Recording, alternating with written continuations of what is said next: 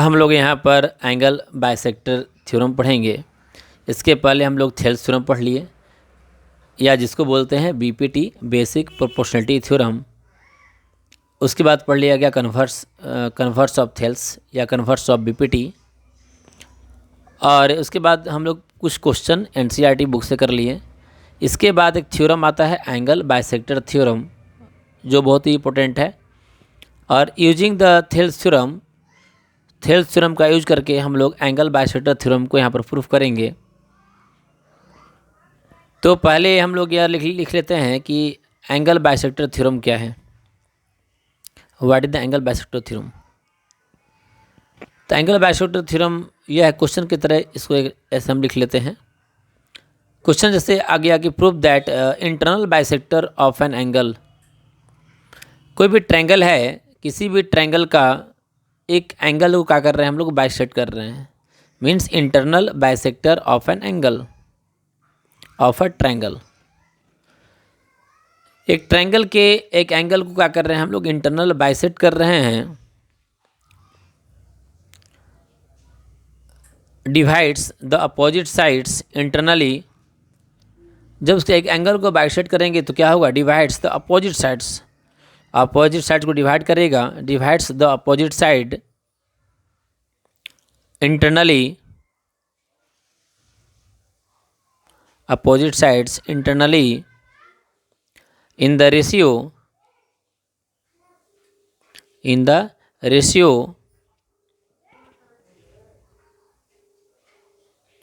of the sides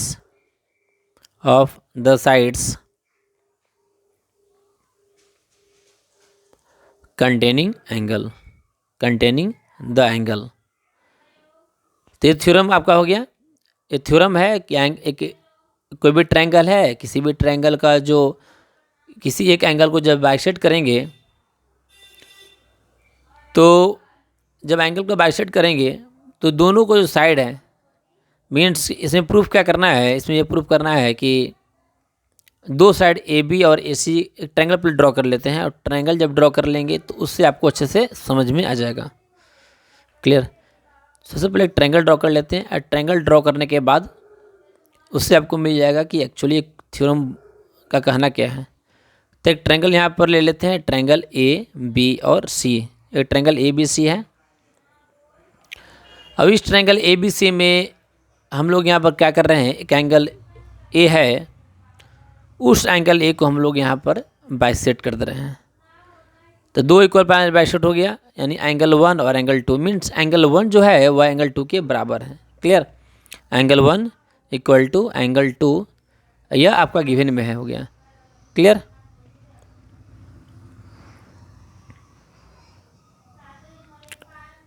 clear ना?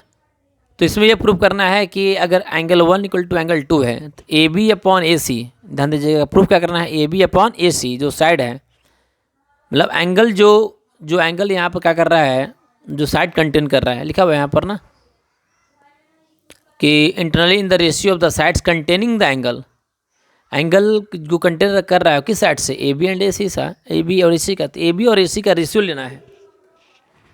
तो given में क्या दिया हुआ है, पहले गिवन करके प्रूफ कर ही लेते हैं इसको। तो गिवन में दे दिया गया है कि ट्रायंगल ए बी सी है, इन विच ए डी जो है, A D, what A D is the bisector of angle A. Angle A को बाइसेक्ट कर रहा है। Clear? In the triangle A B C A D is the angle bisector. किस angle को bisect कर रहा है, एंगल ए को। एंगल ए को बाइसेक्ट करने का मतलब क्या हुआ कि एंगल 1 जो है वह एंगल 2 के बराबर है। तो प्रूफ क्या करना है, प्रूफ यह करना है कि जो बाइसेक्ट कर रहा है करेगा ए डी किसको बाइसेक्ट कर रहा है, साइड बी सी को, यानी बी डी और डी सी में।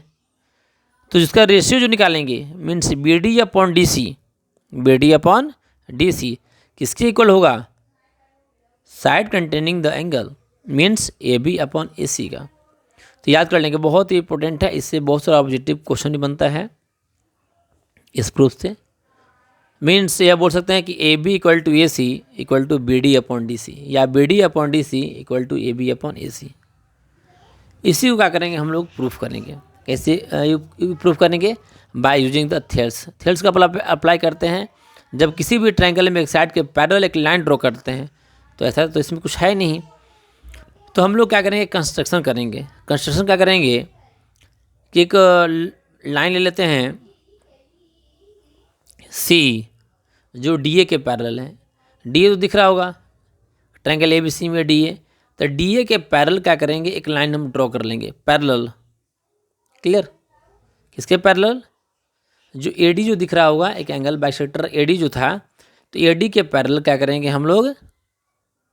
एक लाइन यहाँ पर हम लोग ड्रॉ करेंगे।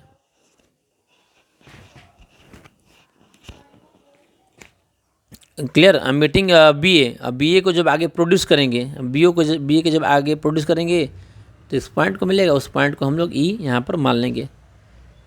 तो हम लोग क्या करते हैं? पहले फिगर बना लेते हैं कि फिगर कैसे होगा इसका। तो फिगर से क्या करेंगे कि सी से हम लोग एक जो वर्टिसेस सी है उससे एक हम पैरेलल लाइन ए डी के पैरेलल एक लाइन यहाँ पर हम ड्रॉ कर ले रहे हैं सीधे दम।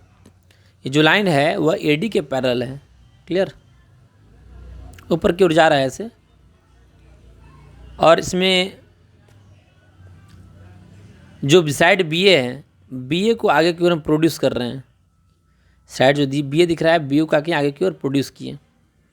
तो साइड बी ओ को जब प्रोड्यूस किया गया, आगे बढ़ाया गया, तो कहाँ मिला वो? पॉइंट ई पर। क्लियर? तब दिख रहा है ट्रायंगल बन गया। कौन सा ट्रायंगल? बी सी ई। एक ट्रायंगल यहाँ पर बन गया, बी सी ई एक ट्रायंगल बन गया। अब इस ट्रायंगल में क्या है? जो साइड सी है वह ए डी के पैरेलल लाइन ड्रॉ किया होते हैं। तो यहाँ पर हम लोग क्या करेंगे? थेल्स थ्योरम अप्लाई कर सकते हैं, इसलिए इस टाइप का यहाँ पर कंस्ट्रक्शन किया गया। तो प्रूफ चलते हैं। प्रूफ में क्या है यहाँ पर? सी जो है वह डी ए के पैरेलल है। Side C is parallel to D A. किस ट्रायंगल में? इन ट्रायंगल बी सी और ई। ट्रायंगल को ध्यान से देखना है, बी सी ई एक ट्रायंगल बन गया। और उस ट्रायंगल में क्या है कि C is parallel to D A. जब डी ए के पैरेलल है तो हम लोग यहाँ पर कर क्या सकते हैं? हम लोग यहाँ पर कर सकते हैं, अप्लाई कर सकते हैं थेल्स थ्योरम। इसमें? In triangle B C E में। तो जब थेल्स थ्योरम जब अप्लाई करेंगे तो क्या मिलेगा यहाँ पर हमको? जब थेल्स थ्योरम अप्लाई कर देंगे तो मिल जाएगा हमको कि ए बी जो है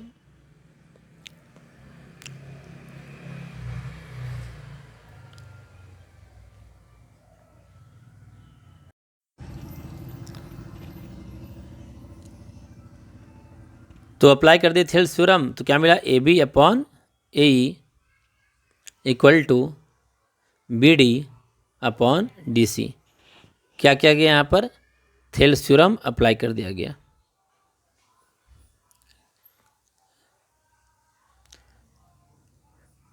इसको मान लेंगे हम लोग, फर्स्ट मान लेंगे। लेकिन प्रूफ क्या करना है हमको? ये प्रूफ करना है कि ए बी अपॉन हमको ए सी चाहिए, न कि ए बी अपॉन ए ई। ये तो नहीं चाहिए। तो हम लोग एक काम कर लेते हैं। क्या काम कर लेते हैं कि हम लोग ऐसा कर लेंगे कि ए ई को, जो ए ई है वह ए ई को ए सी के बराबर करेंगे। क्या करेंगे? ए ई को, ध्यान दीजिएगा, ए ई को ए सी के बराबर करेंगे। तो जब ए ई को ऐसे बराबर करने के लिए क्या करेंगे? जिसमें देखिए जो ए डी है, डी ए, ठीक ना, डी ए वह किसके पैरेलल है? सी के पैरेलल है। और स्टार्टिंग में उधर लिख दिए थे कि D A is parallel to C. जब डी ए सी है कि डी ए जब पैरेलल टू सी है तो यहाँ पर क्या मिल जाएगा कि अल्टरनेट इंटीरियर एंगल से एंगल जो 2 है, एंगल 2, वो एंगल 3 के बराबर हो जाएगा। सी को 3 मान लेते हैं तो एंगल 2 किसके बराबर हो जाएगा? एंगल 3 के बराबर हो जाएगा। ठीक है, अल्टरनेट इंटीरियर एंगल से।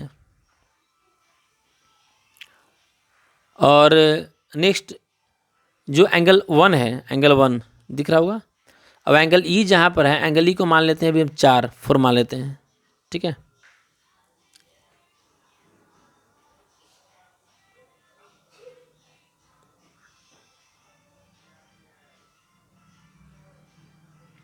एंगल ई को जब 4 मान लिया गया, 4 मान लिया गया, तो एंगल 1 किसके बराबर हो गया? एंगल 4 के।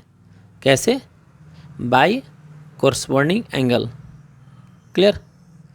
Angle 1 equal to angle 4 by corresponding angle. लेकिन इसमें दिया क्या है? दिया यह है कि एंगल 1 है एंगल 2 के बराबर है। क्यों? बिकॉज गिवन है के D is the angle bisector.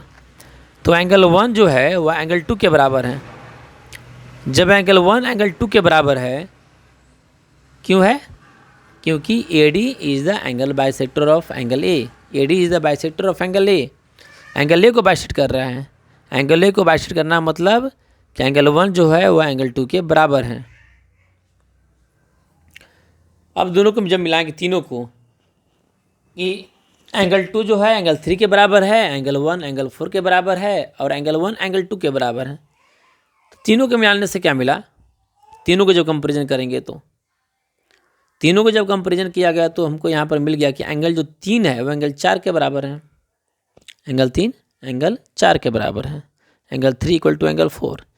तो in triangle A C E, in triangle A C E, in triangle A C E में अगर दो एंगल बराबर है, मीन्स एंगल 3 अगर एंगल 4 के बराबर है, angle 3 equal to angle 4, angle 3 equal to angle 4 है, तो आमने सामने के साइड्स पे क्या होगा? इसका बराबर होगा। मीन्स कि angle 3 equal to angle 4 then A equal to A C. ठीक है, क्योंकि एंगल 3 के सामने का साइड हो गया ए ई, एंगल 4 का सामने का साइड हो गया ए सी। तो ए ई जो है वह मेरा ए सी के बराबर आ जाएगा। क्लियर? ए ई ए सी के बराबर आ जाएगा। तो जब ए सी के बराबर यहाँ पर आ गया तो हम लोग क्या कर लेंगे अब? फ्रॉम फर्स्ट में क्या है? फ्रॉम द इक्वेशन फर्स्ट कि जो ए बी अपॉन ए ई था, ए बी अपॉन ए ई, जब ए बी अपॉन ए ई है तो ए की जगह पर रख देंगे ए सी। ठीक है, तो ए की जगह पर ए सी रख दोगे तो तुम्हारा आ जाएगा यहाँ पर कि फ्रॉम फर्स्ट से कि ए बी अपॉन ए सी, ए की जगह पर ए सी रख दिया गया, A B upon A C equal to B D upon D C. बहुत अच्छा थ्योरम है, बहुत इंपॉर्टेंट थ्योरम है, इसको अच्छे से समझ लेना है। प्रूफ भी हो गया, आपको अच्छे से समझ में आ भी गया होगा।